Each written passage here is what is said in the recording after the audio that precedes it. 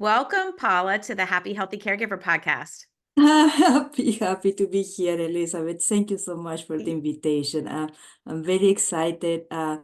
Yes, I know about the Happy Healthy Caregiver from the Whole Care Network and our friend Chris, and how valuable the network is and how valuable your show is in the network. Thank you for that. I appreciate that. Well, I believe in mindset, like how mindset is so important in caregiving. And when I transitioned care from me being the primary caregiver for mom to my sister Susie, I created this jar for her, which has like 150 different quotes and sayings and things that really lifted me up and resonated. And would love to get your thoughts on one of these Okay. today, Paula, to kick Great. off our show on the right foot here. Um, so it says, you don't need to leave joy behind as you navigate your new normal. Yes, very good. Actually, I was thinking about one you asked me in preparation for this show, what is a caregiver tip? And I thought, joy, you have to laugh. Laugh is a good medicine, and laughing with your loved ones, and that brings me so many memories of me, my mom, my grandma.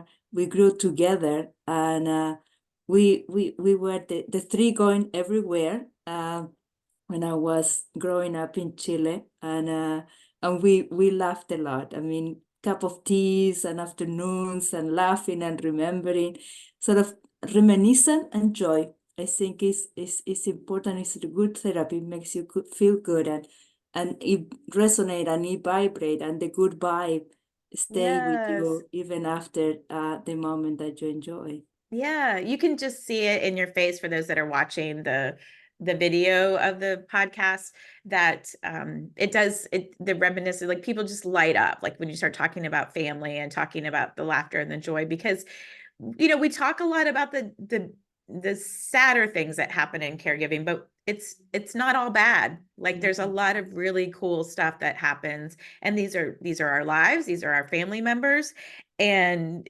we have to laugh sometimes to kind of as a mechanism and as a tool really to thrive in our caregiving season, Yeah, because it's yeah, contagious. Like it is contagious. yeah, If you it start is. laughing, your care recipient's going to start laughing. And Absolutely, absolutely. And it's just remembering the good times that brings you a positive energy, and it makes you put everything in perspective, right? Because Mhm. things are not easy, but we don't have to just for nobody it's easy. Everyone Mhm. has their own challenges, but if we lean on each other and if we laugh together, that brings you the energy to put everything, as I said, in perspective, and move on, and really reaffirm what you are doing, because you're doing it for love, caring for your loved one. Yes.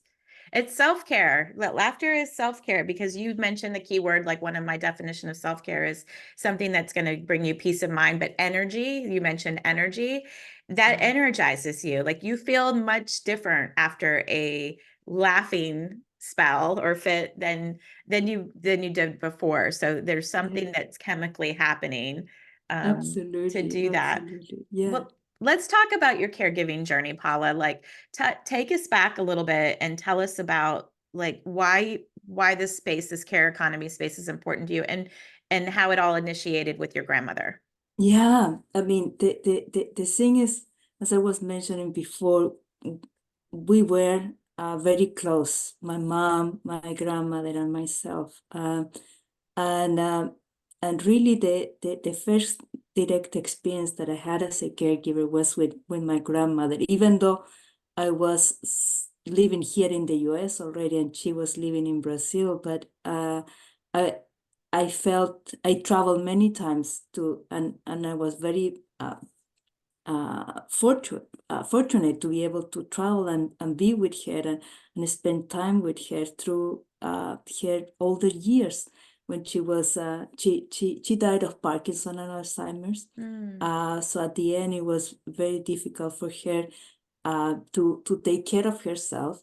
But still, we make the effort to do trips together when she was able. But in between, I had my scare moments because she was sometimes the trips going a little bit of an hour away from the home was a little bit too much for her. So she was a little bit fading out, and I was just scared. How do I take care of her Yeah. in the middle of the road? But we What did you still did it. do? Tell us about more the travel memories that you had and some of the challenges from that and maybe some of the rewards as well. Yes, I mean the reward was that she wanted to do it. She wanted to spend time with me, and I wanted to spend time with her. Mm-hmm. The challenges was how do you care from a fragile older person when I didn't have the medical experience of how to take care of her. So even though we had those challenges, like I was saying, we were going to a market that she loved, to a pottery market. She Ah, loved it. That was something that we were doing before, and she wanted to repeat that experience. And I wanted to give her that mm, experience to repeat something that she loved to do. But it was a challenge, as I said, because of her health. Uh, mm. and just you know, as with an older adult, you have they have the willingness to do more, but sometimes health doesn't allow you to do more. So how to Mm. pace the trip with the energy, with the excitement, and at the end coming back home safe. that that Safe was and in one piece, and right? Like, safe and in one piece, exactly. uh, But it was all worth it because at the end of the day, it was her joy, it was my joy, um, and I was very fortunate that I was able to spend her last hours before mm, she passed away with her. Um, Even though I was extremely sad that she of left, course. but I felt that at ease that I was able to see and spend time, even though she wasn't speaking at that time. But Mm. still, we were able to pray together and listen to music, and it's incredible the energy of just being with her and sharing all the love that we had for so many years. I love that you bring up the ways that you can communicate with your loved one with them being nonverbal, that Yeah, there's more than communication than just words coming out of your it is. mouth. It is. It is. And that probably was a lot of trial and error for you. And it's also like the mitigating the travel where she wanted to go to different places and knowing kind of what was more realistic Yeah, and what she could handle and finding, I'm sure, creative ways that you could infuse some of that same type of experience, but in a safer way. in the safer way. It's important. It's important. Yeah. Yeah. I mean, it's caregiving is so much of a balancing act of keeping your loved ones safe, but at the same time trying to share experiences. I mean, Mm.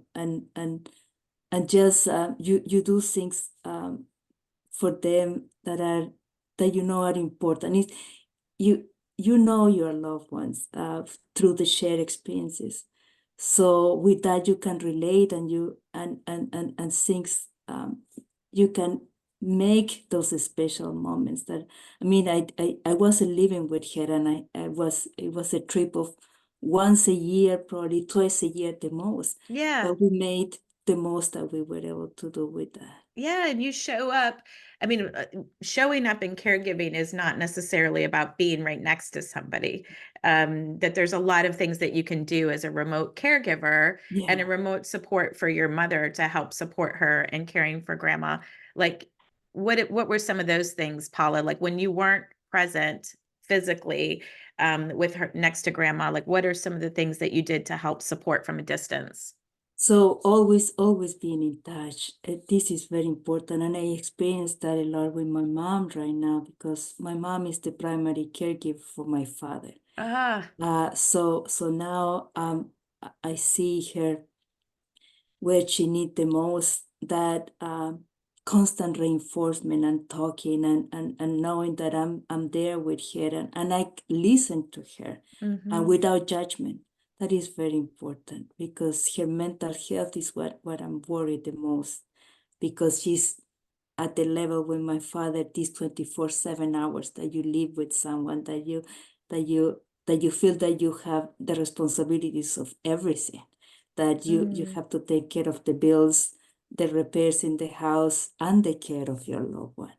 Yeah. So as remote caregivers, as long distance caregivers, I think that moral support is something Mm. that we have to provide the best that we can and as much as needed to the other one. Yeah, you're part of the care team, and you are going back to that word energy. Your Yeah, conversations with your mom and the listening to her about what is going on and being that sounding board for her is energizing her. Like it yeah, is allowing her to kind of get back into that day-to-day ring of duties and make it sustainable for her. And I'm sure that, without a doubt, I know that you would be there in a heartbeat yeah. if she needed you Oh, in a absolutely. bigger way.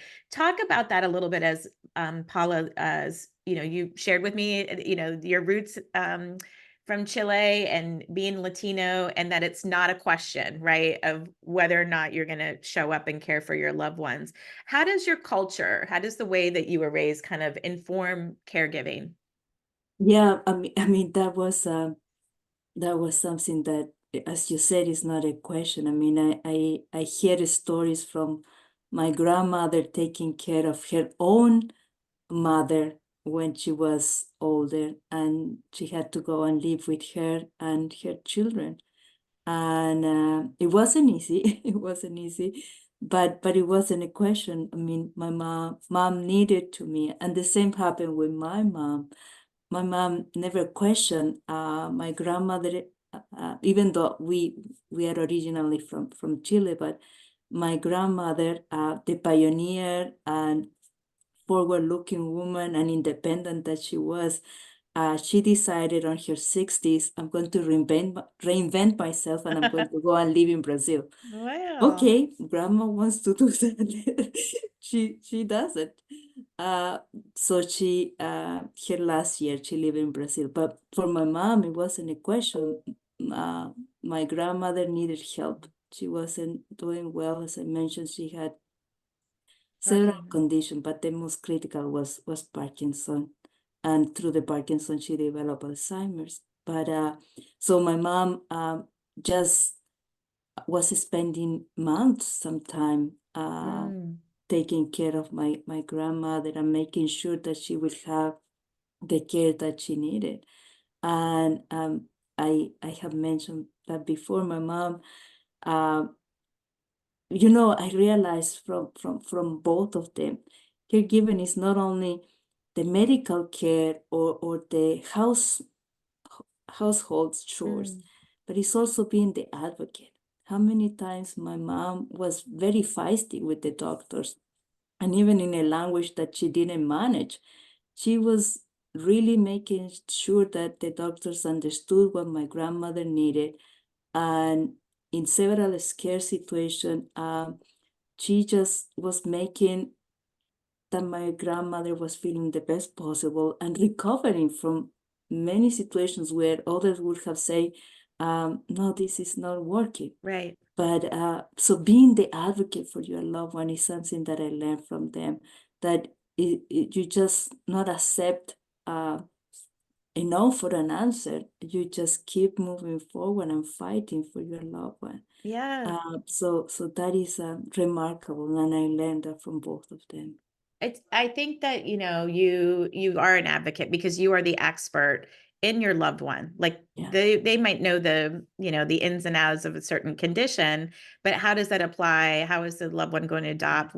How are they going to respond? Down to the foods that they like and what makes them comfortable. All of that right. is our expertise, right? As family That is caregivers. true. And I That's love that you true. shared, about your Latino culture. And do you think that growing up that with that mindset that you are going to, be there for your loved ones, does it make you less resentful of the role when it comes to be? That's a very good question. That's a very good question. It really depends. And I say for me is not a question, and I will jump into that. And to be honest, Elizabeth, I feel a little bit of guilt that I'm not there because I'm so far away. But if necessary, I wouldn't doubt to jump into the role. However, I'm very fortunately in the time of my life where I am. But if I see a younger Latino, a younger woman, and she's in the same with the same dilemma that I had, that I would have, um, I can feel that even though you know that that is your responsibility, you may be resentful because you are leaving behind so many things that you didn't experience. Mm-hmm. I've been very fortunate with my life. It hasn't been easy for nobody is, but I have had the fortune to have a rich and with wonderful experience life. And probably I'm a person, a positive person that Yes. see the things half full instead of half empty. Um, I don't know if I was in my 20s and I have to be a caregiver and then give up all a profession or a career, probably will be a different answer. Different story. Yeah, different. And, I appreciate you bringing up the caregiver guilt, because I think that no matter whose situation, like, the guilt creeps up, right? Like, it's just a natural thing that we want to be all these things to all these different people. How do you manage the guilt? How do you mitigate it? What do you do when those feelings kind of come up? Is there something that you say to yourself? Is there something that you do? Like, what works for you? Well, I don't think I found the magic, uh, the magic in how to manage the guilt. The only thing that I can do is I try to be there for my loved ones as much as I can, Hmm. and just be, as I said, the sounding board and reach out to my mom, reach out to my dad, reach out to my in-laws. With my husband, my in-laws, they live in Switzerland. So from Oh both my sides, my goodness. husband and I both are long-distance caregivers. Wow, Yeah. Paula. Yeah, like, I mean, what I tell people as caregivers, and myself sometimes too, is that the guilt is a natural feeling, and we can learn to mitigate it. But I say replace the guilt with another G word, and that's grace. Like, give yourself Yeah. grace for what, the sheer volume of things and that are on your plate. And you've got these relationships to consider, but you have other relationships to consider, and other callings that you are are out there, which we're going to definitely get to that. I'm curious though, as a remote caregiver for both your in-laws and your parents now, like, is there some kind of a expectation that you set with your in-laws and your parents about, like, how often you're going to visit, or how often you're going to communicate, or what kinds of, like, do they know, or is it just kind of it unfolds as it unfolds? No, no, there's no expectations. It's just that you always feel that you're close to both of them. And the Mm, time that we spend together, we try to make the most out of it. And uh, so I think there well, I don't have an answer, Elizabeth, yeah. to be honest, but it's just the situation that I've been, to be honest, most of my adult really living abroad is a longer time in my life than living with my parents. Yeah. So you're figuring So it out. You're figuring it out. And then, like, I say that because I live in Georgia. My mom, not out of international, but mom lived in Michigan with my yeah, sister. And more so for my sister's case than my mom's case. Like, sometimes I could feel her stress level coming up, and her wanting us to, like, be there in a second. And I had to kind of manage that a little bit with being a full-time work person and raising kids. Like, so what ended up working for our situation is that I manage expectations to say, I will come up once a quarter. Let's communicate about when you want me to come once a quarter. I can either relieve you so that you can go visit your kids or do something you want to do, or, you know, work side by side with you, or whatever you need that to look like. And my younger sister and I would do different trips. So then that was like more people kind of helping. And that seemed to work, so that then she kind of had my sister, this older sister, expectation of when we were coming and that relief was coming. And I just say that because I don't know if that will help somebody in a remote caregiving situation, but we didn't start with that. It just kind of came because it helped me feel less guilty too, that I knew I had a trip planned. I knew I was doing my role. I knew I could also be that communicator for my sister and that remote cheerleader for her, Right. to help give her that energy that she needed to kind of do everything. Well, I want to switch gears with you for a moment. So you are a smart human being, Paula. Like, I was reading your bio, you've got an MS in biomedical engineering from Chile, working with visually impaired, analysis work in Switzerland. Now that makes sense of your in-laws being there, which help people prevent epileptic attacks, a PhD, you've done postdoc work at Rutgers and Parkinson patients, and I can go on and on and on, which is amazing. And you clearly have a passion for using technology to help the healthcare industry and the care economy that we're living in. Why is this work important to you? Well, it has been always important. In I love technology, but technology without particular use is meaningless to me. It has to apply to something, and that's again, I've been very fortunate that to have the opportunity to use my skills and my work to develop products and services that ended up in people's hands. Now, uh, a long time ago, 9 years ago or so, I decided I wasn't happy in my previous company. It wasn't working. So I said, I'm going to jump into the entrepreneurial world without knowing anything. So I always say it was like me jumping on January 1st in the cold Hudson River naked without knowing anything. You know what? If you would have known all that, you might not have done it. And I hear you. Probably not, probably Yeah. not. But the realization at that time was clear. I mean, my life as we have been talking, being a long distance caregiver, I was very concerned about how to stay in touch with my loved ones. And at the same time, I noticed that there was this technology gap between older adults and the rest of us using smartphones and even and we are so easily we can stay in touch with the chat with the text, but many older adults are not. So they start feeling that they are invisible, that they are not being part of the conversation. They are secondhand receptors of the news because someone have to tell them, otherwise they don't know what is going on with the rest. So that's what I wanted to address, and that's how my company evolved, and with learning about older adults and the senior living space, and therefore caregiving. It's all tied together.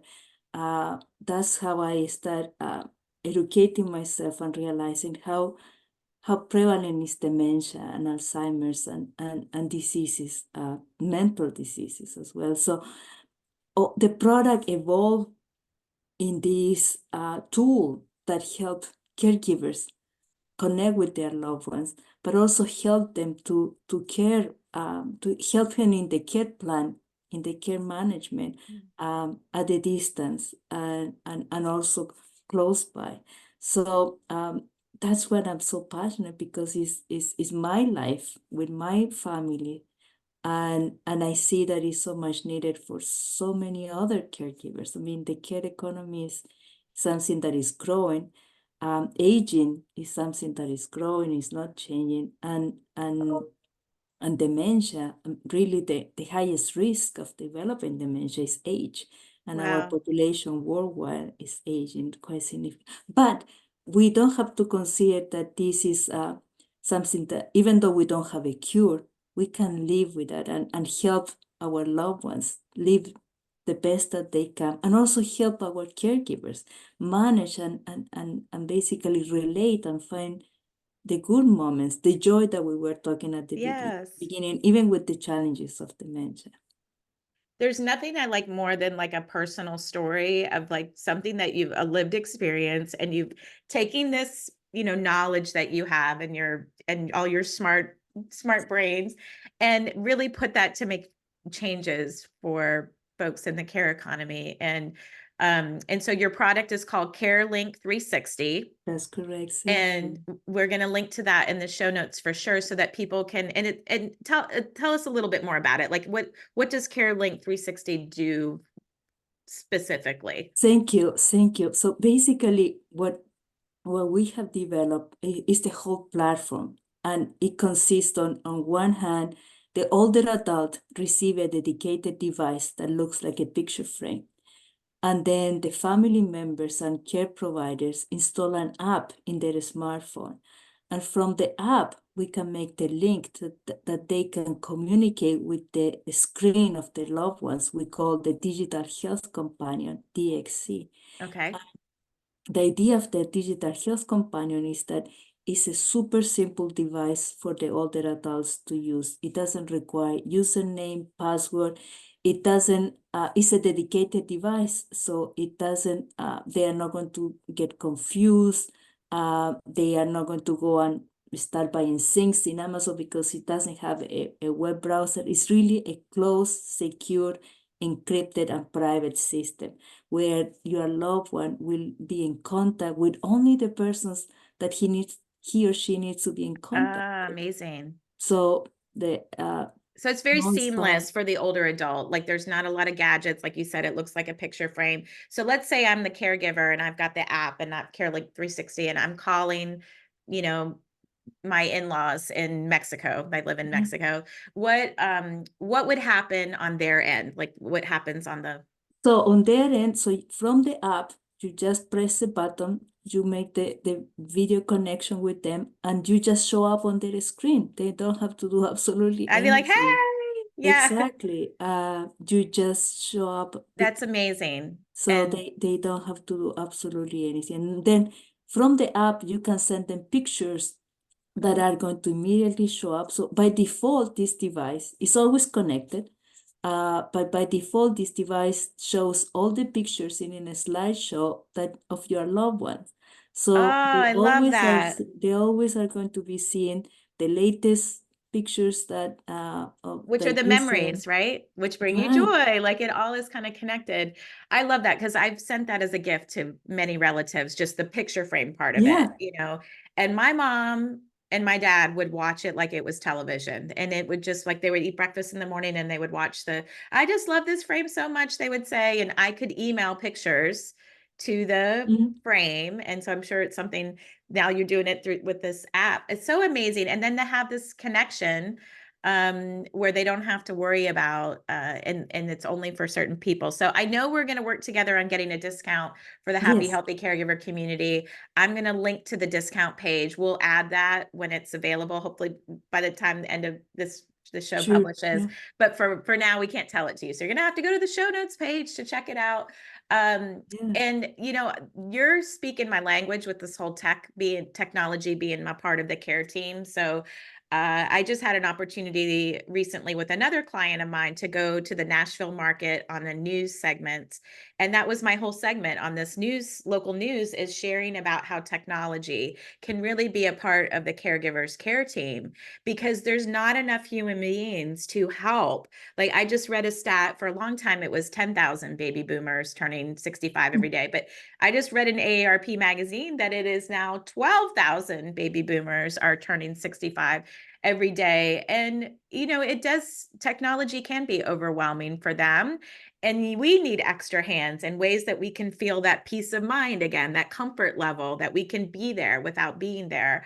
So Yeah. High five to you, Paula, for like making waves in this space. And Yes. like, I love that companies like you are doing that, because we can't wait, right? We can't wait for someone up there to kind of figure it out. It is these entrepreneurs who have a passion, who have a story, that are making it happen. Yes, thank you. Thank you, Elizabeth. Yeah, I mean, you are absolutely right. We have to find ways to simplify, or really is to extend. My concept was to extend your outreach.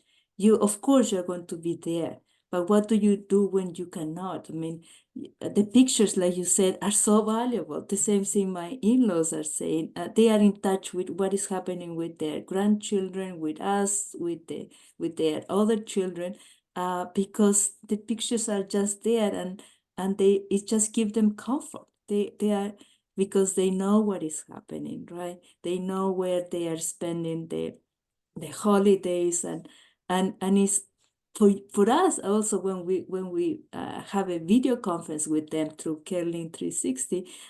It's an opportunity to share. They always ask it, where were you with this new picture that just arrived?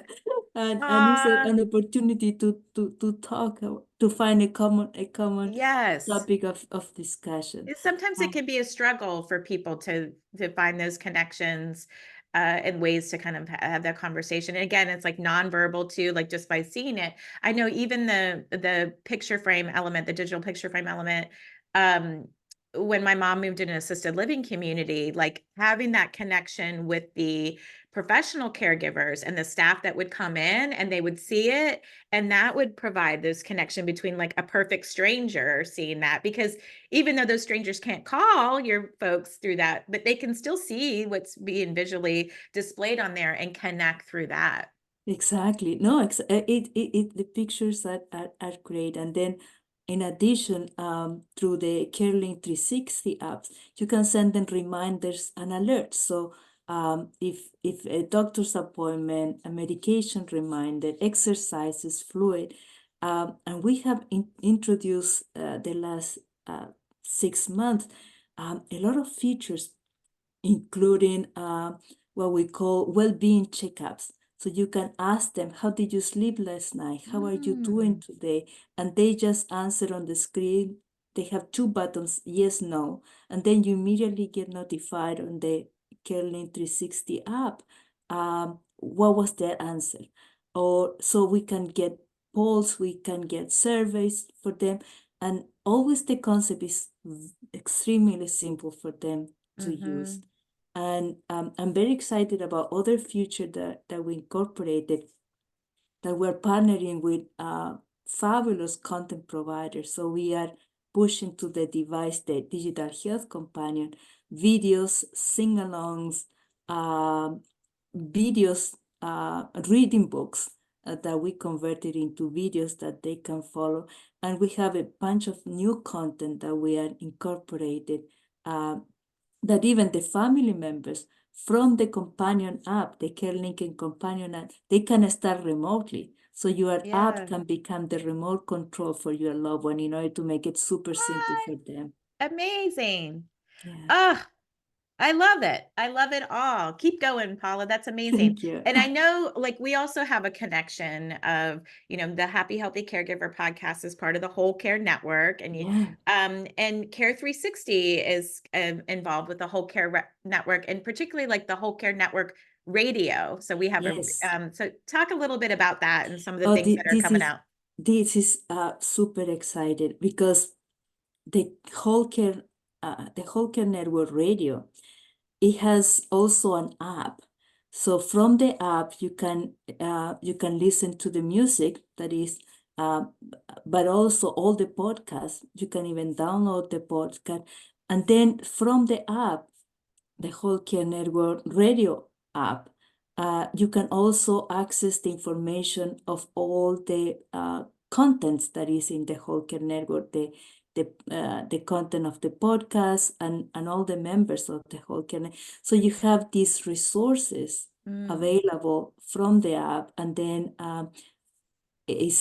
we're going to be expanding on the radio with multiple content. So it's not only the caregiving podcast that you have access, but also curated music and other shows. So it's been a whole syndicated network of programs and content, and much more is coming down the pipe. Yes. And music So is such a trigger too. Like, I yeah, mean, obviously the podcasts are amazing. We know that. Like there's not just mine, but all my fellow yeah, podcasters. I think we are a great collection of content, as you said. But the music is also an initiator of memories oh, and things and they make you feel calm and all of that. So lot of good pairings there. I can see that yeah, you've been busy on partnerships and yeah. getting different things going. How do you take care of Paula? Like, what do you, I mean, you're a busy lady, you're a remote caregiver, you're changing the world with technology in this care economy. Like, what do you do to take care of you? So again, I'm very fortunate to have a wonderful partner and husband, and both of us we enjoy outdoors going bicycle. So our trips is and and I'm not no sport person, but so the compromise was to have a tandem. So we go Oh. bicycle in a bicycle for two, and that's again the trips is the opportunity to have memories and be together and enjoy something that we do together. So So you yeah. do like a destination trip and then some type of tandem bike ride in that. I tried that one time, tandem with my son in Mackinac Island in Michigan. There's a you can bike around the Oh, island nice. and it's not easy. I was on the back though. He was having to I feel like the person in the front has got to do like a lot of the work. And then I was like taking pictures and I was keeping my feet moving, but so fun. I love that you guys do that together too, because I think that helps with like built-in accountability. It's a twofer. You're spending time together and traveling and Yeah. all of that stuff. So I think that that had contributed to the length of our marriage that we are able to be together what do you mean? with Tell it. me more. Well, the thing is, I think in a marriage you have to find joy being together, and I think the fact that we have that commonality that we can share experiences in sometimes it can be a little bit challenging because going up a hill on a tandem is not always very easy, and No. both of them have to pedal in the same way. uh, Yes, we have been doing that for over. it is kind of a analogy for life, right? An analogy for caregiving is the tandem bike ride. My husband and I are we've been married 27 years and we are just joined a pickleball league. So we are doing a pickleball league here locally in Atlanta and we have our first match together. Like he's played separately and I played separately with different people on our team, but we play together this weekend. So that'll be exciting to see how Absolutely, that I absolutely. think there's finding ways that of things that you can do together um is great. It's a great thing to all Yeah. right, we're gonna get your thoughts on a couple. So Okay, the great. Just for You Daily Self-Care Journal, I've got some prompts picked out for you, Paula. So let's see what your thoughts are. Um, what was your favorite activity to do as a child? Oh gosh. Okay. The so I always remember that when I was growing up, it, as a girl, you're supposed to do girl things, but and my brother was getting the mechanos and the pieces that you can build things together. So what I enjoyed was using my brother's toys to build things. Yeah, like his Tinker Toys and Lincoln Yeah, Logs and Legos and the Legos, model trains exactly. and yeah, all of you were like, that looks more interesting. That's well, that says a lot about the things that you still like to build and invent to to this day. How do you unwind before bedtime? Do you have like a ritual that you do before you go to bed? No, I don't, but I do watch television. So that's sort of the What way. kind of television? I'm curious. Oh, I get so I we have well, actually, we don't have a television, but we have a subscription to Netflix. So just something, a series, Some a drama. that is sort of entertaining, not particularly thoughtful. I mean, just entertaining. Yeah. That just that take my mind out of the day and just put it in pause Yeah, for park it that for the time. night so that Yeah. you can get a good night's sleep. That's so good. Um, let's see here. What's a what's your latest kind of quick and healthy, semi-healthy go-to meal? Could be for breakfast, lunch, or dinner, but like what's something that you're like, I can count on this to be nourishing and energizing. Oh, You can either make it or buy it. Doesn't matter to me. well, that's a good. Well, I like a lot of vegetables. So Mm, vegetables is something that I like a lot. So always carrots, radishes are always part of salads, are part of the diet. Um, and we usually make our dinners and always a mixture of vegetables and fruits, and that's sort of what we always try to incorporate in our diet. sounds colorful and yummy. Yeah, Yeah. and then I mean we try to mix it, sort of have fish Mm, and sort of meat and not too much, but just the mix of things. mhm. Try to have as healthy as we can, but that's sort of our diet, trying to make it Yeah, varied with vegetables I and love it. fruits. Okay, this is not a trick question, but I got to ask you, like, how do you, for you, your self-care, how do you incorporate technology into your healthy habits? Oh gosh. Are there tech tools that you use to be healthy and happy? Well, technology in the sense that music is always something that is in the background. So having access to podcasts or just having access, going for a walk and listening to music, Mm. or listening to a podcast. Those are the things that I really Do you have enjoy. a favorite podcast that you is kind of you subscribe to that you enjoy listening to for your health and Um, happiness?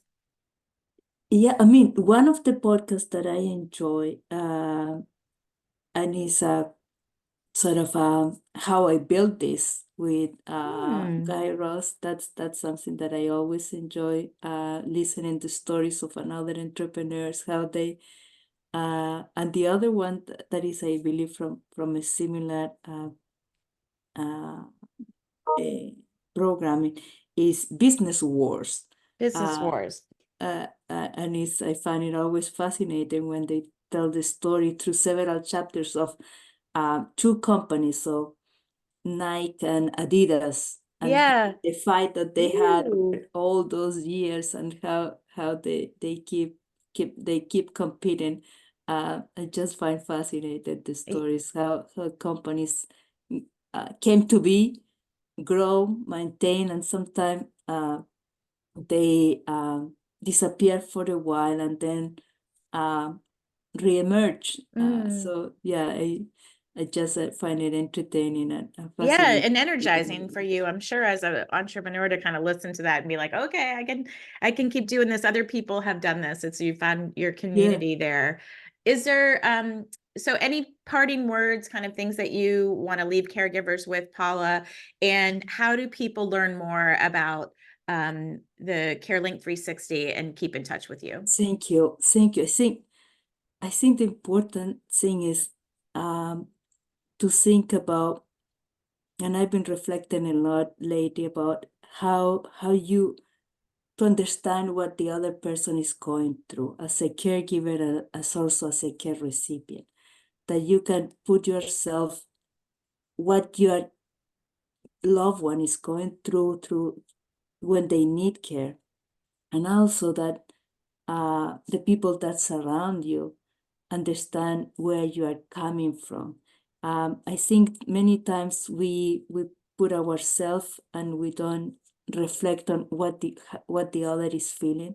Mm. And I think just reflecting on that, again, as a care recipient and as a caregiver, if we just think a little bit, 1 minute before we react, I think we're all going to have a better life, and we'll Mm. be able to manage the challenges a little bit better, and have less misunderstanding with others. Yeah, well said, well said. And how do people keep in touch? Sure, please go to mycarelink360.com and you will find all the information about us and how to contact us. So mycarelink360.com. Thank you, Amazing. And Elizabeth.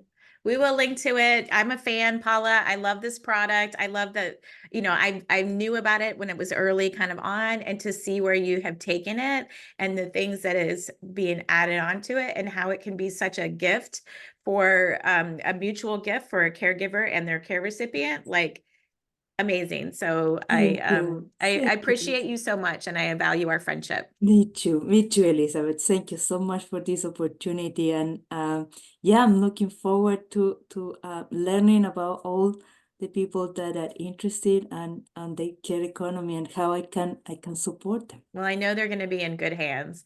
Thank you Thank so you. much, Paula.